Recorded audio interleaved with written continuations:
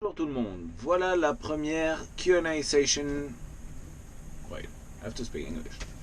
Hello everyone, I'm doing the first Q&A session of this vlog because there's been lots of questions in the comments and I'm trying to answer comments, but there's a lot and I don't always get time to answer these questions. So I picked up like some questions and I'll try to answer them in this episode.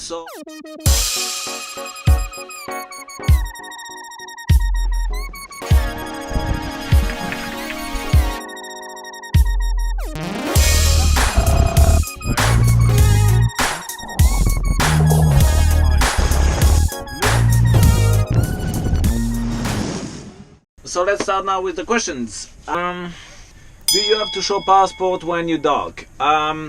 Yes, I do.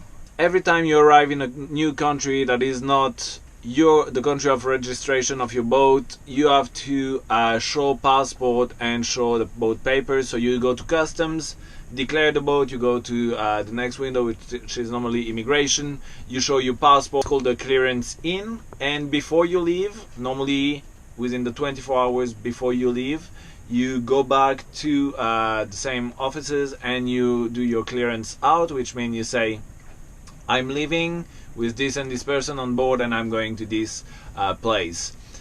One little thing is that, for example, here in the Caribbean there is some French islands. Even if I'm French and the boat is registered in France, I still need to do my clearance in and my clearance out in all of the countries.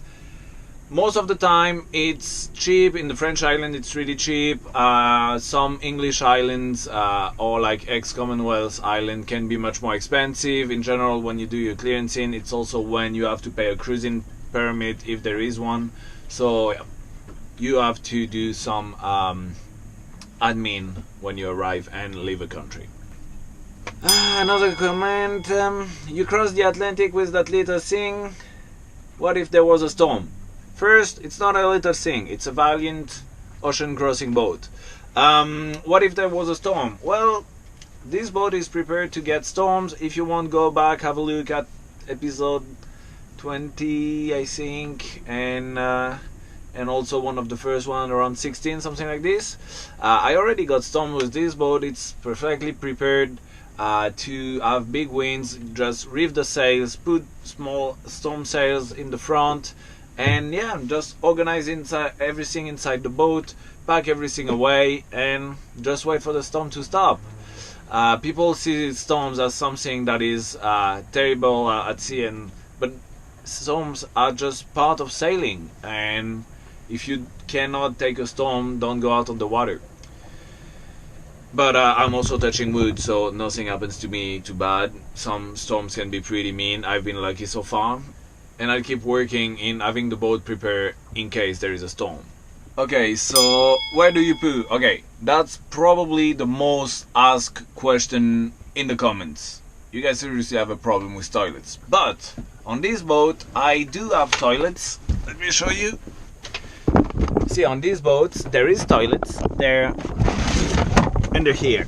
See, these are small toilets that you pump. But toilets on the boat always smell bad, and you see, I use the storage above them, so I installed them but never use them.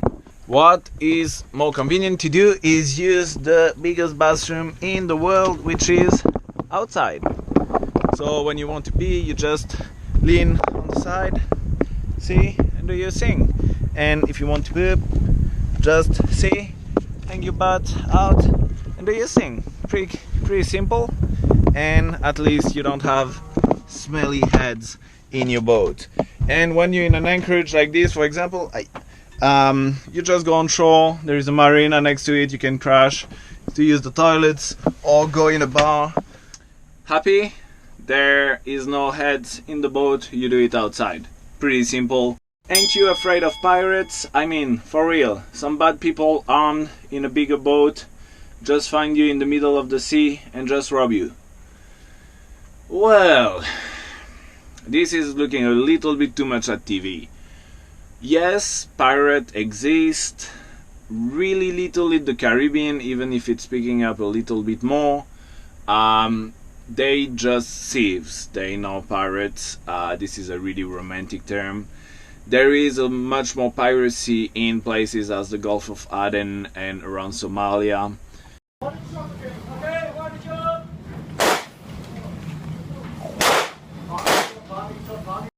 However, I heard in the Caribbean it's picking up a little bit more, especially after the last two big hurricanes that happened 2 years ago.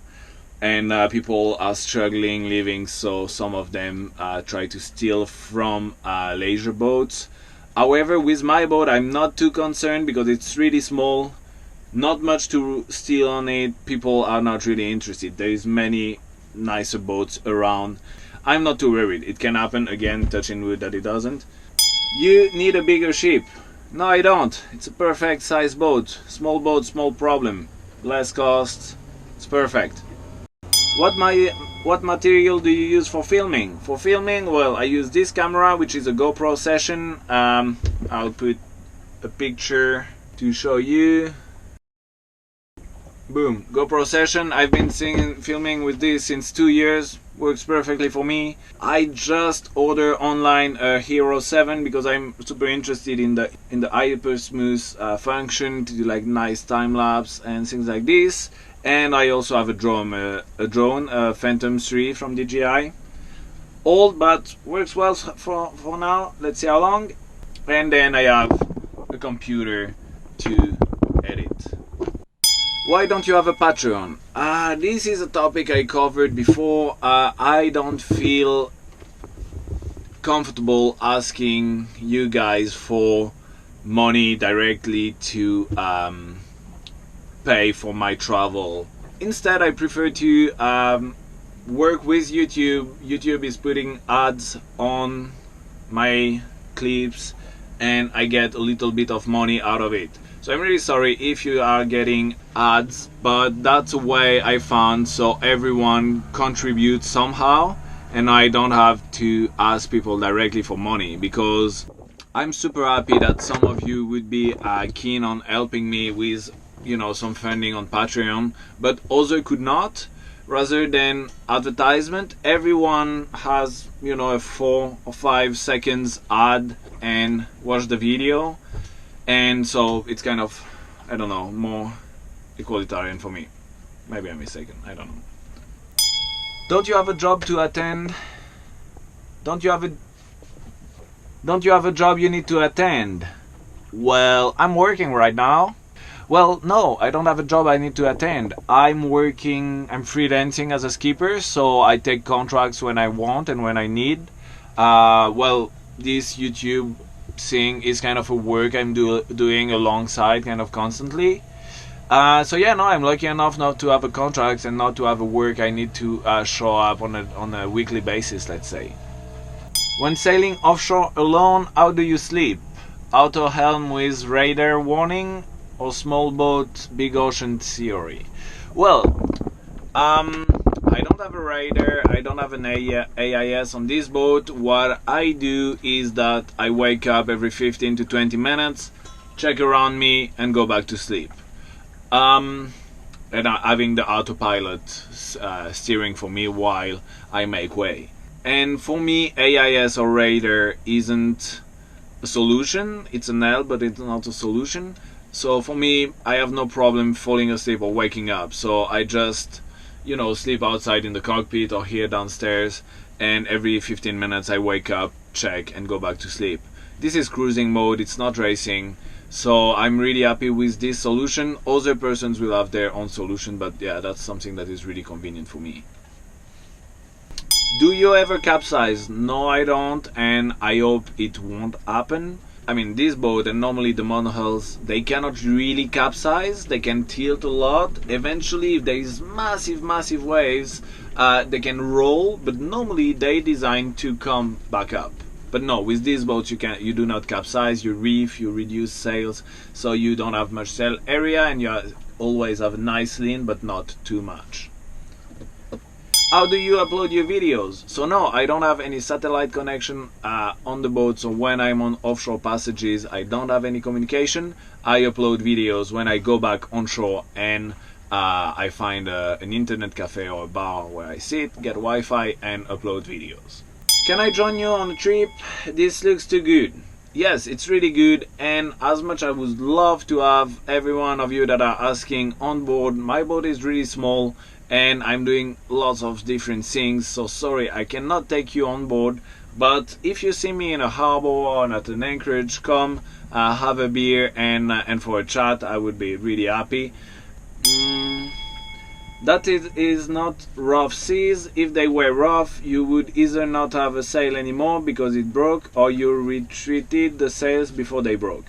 Yeah, exactly. So that was, I think, yeah, it's a comment that was on episode number 20, where I got like 7 to 8 for a few days in between Gibraltar and Canary Island.